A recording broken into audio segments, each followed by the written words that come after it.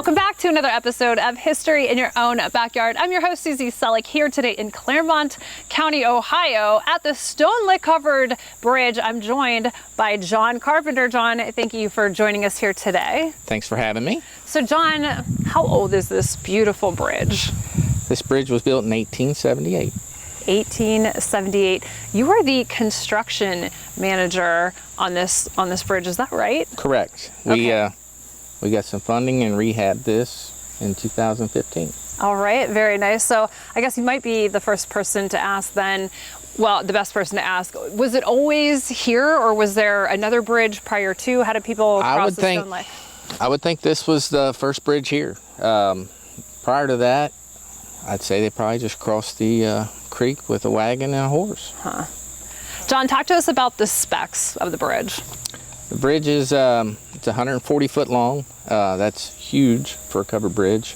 Width of it, 16 foot, 4 inches inside. We still consider that a one-way, so there's stop signs on each side. Mm-hmm. It is 15 foot tall. We keep a 11'6" marker on that. For that corner right there, it gets hit, but it also keeps the heavier trucks off. Gotcha. Because of the height. What's the weight limit? It is an 8-ton bridge. Before it was closed, it was 3. Oh. So 8 ton. It doesn't get an ambulance across, but that's what we were comfortable with, mm-hmm. with the daily traffic. Okay. So John, talk to us about how much a bridge like this, because you did say it's even really long for a covered bridge. How Yes. much does this weigh, the actual bridge? I don't have exact numbers on it. I know when we were building it, each truss on each side, we had a crane on both sides, and they were holding 40,000 pounds each. So 80,000 just in the truss. That's not siding, that's not roof, that's not flooring. So a lot. Okay. All lot. right. Let's take it compared to like a steel through truss of the same magnitude. How does that weight difference or differ? I think a steel truss would weigh less. Okay. And that seems crazy to think about. Okay. But no, I could actually see that. The steel's stronger, so your members of the bridge are a lot smaller, mm-hmm. being steel. Okay. And then with it, you still have to cover it all. I mean, the siding, we were debating, they wanted to go back 2-inch on the siding. It's had an inch siding on it for 130 years. That difference was close to 20,000 pounds, just with the siding. Just with the siding? Just with the siding. 20,000 pounds. Yes. So you don't want to build it so it can't carry itself. Right. But, the steel's a lot stronger and smaller members. So I would think it would weigh less, but I can't prove that. Okay, I was just curious. I'm also kind of curious, the National Register of Historic Places, has it found its way there yet? Yes, okay. 1974. All right. It was our last covered bridge in the county, so we went through the process of getting that added. John, this is a how truss design. Can you talk to us about that? Just kind of get into the details. Yes. A howe truss was the first ones that incorporated steel into their timber covered bridge. Mm-hmm. You can see in there they'll have vertical rods in there that are steel, and then they made what they call a thrust block. They have them at the top and the bottoms. That saved a lot of fabrication from intertwining and the connections of your truss. Okay, yeah. So they could pre-cut these and kind of build them in sight instead of having to fabricate as you went. So I think his first patent on them was like 1840. 1840. Okay. And then I think those included the wood. And then I don't have a date when he started doing them out of steel. Talk to us. So there has been, right, like around a lot of covered bridges, always stories about things that are like going on and, people up to no good trouble, that Sure. kind of thing. So talk to us about a little bit of that, right? Maybe some of the measures that you guys have taken in order to, protect and preserve Sure. the dignity of this beautiful bridge. Over the years, we've had some arson attempts on it. We've had some vehicle accidents in there. 1983, we had a garbage truck go through the floor of it. We had to cut and drop that truck down into the creek, and they drove the truck out. No, they didn't. Yes. So we should have some pics on that. Crazy when you think about it. And then the most recent, we had already applied for funding to have this bridge rehabbed. We had another garbage truck go across it. Not only once, but it came back across it. It broke about every floor joist in that bridge. So we closed that, left it closed until the rehab started.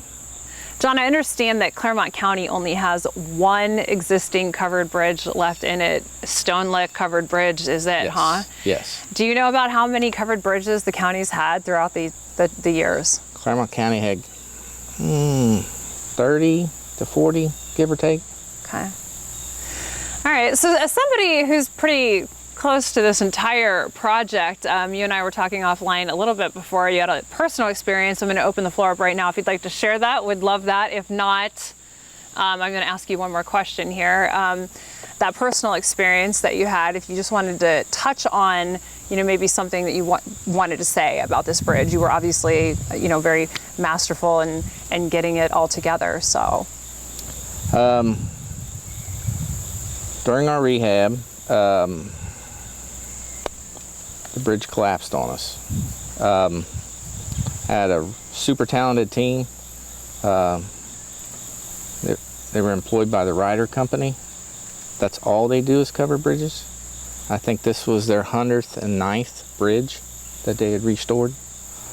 There was 4 of us on the bridge that morning when it went in the creek.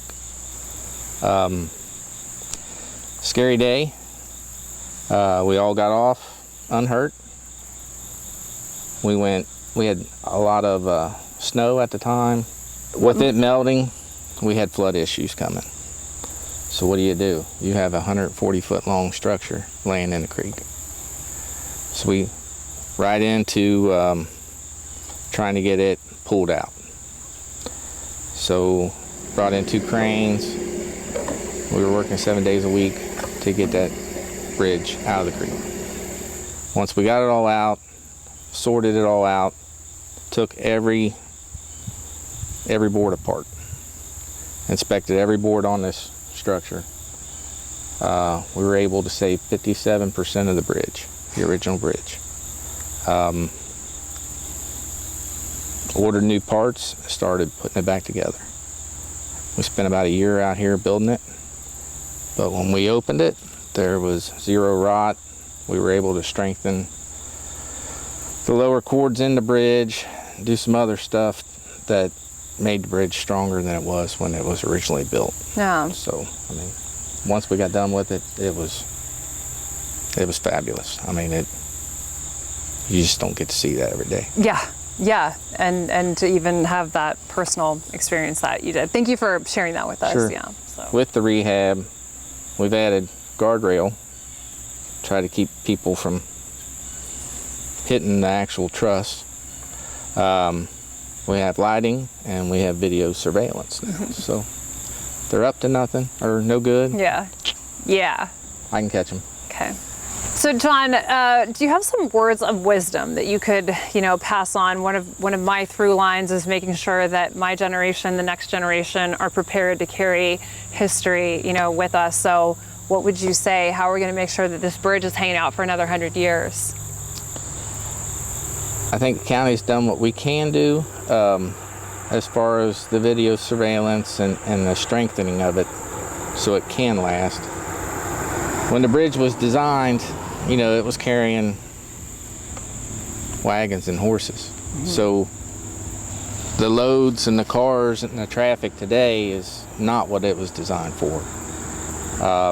This one was in an odd spot. We weren't able to bypass it.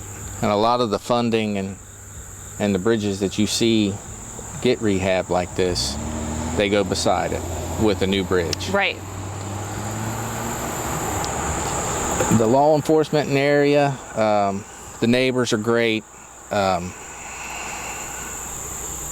We're just hoping for the best. I mean, we have had some heavy loads go across. Knock on wood, no damage. Yeah. As far as long term, if we had a structure like this, I think it should be in a park with a road alongside. Simply for salvaging it, for the Yes. sake of salvation. Oh, yes. Yeah, okay. Yes. It's scary every time I get a phone call from one of the neighbors. Is it vandalism? Is it a heavy truck? Like I said, knock on wood, they're great. Everybody seems to respect it.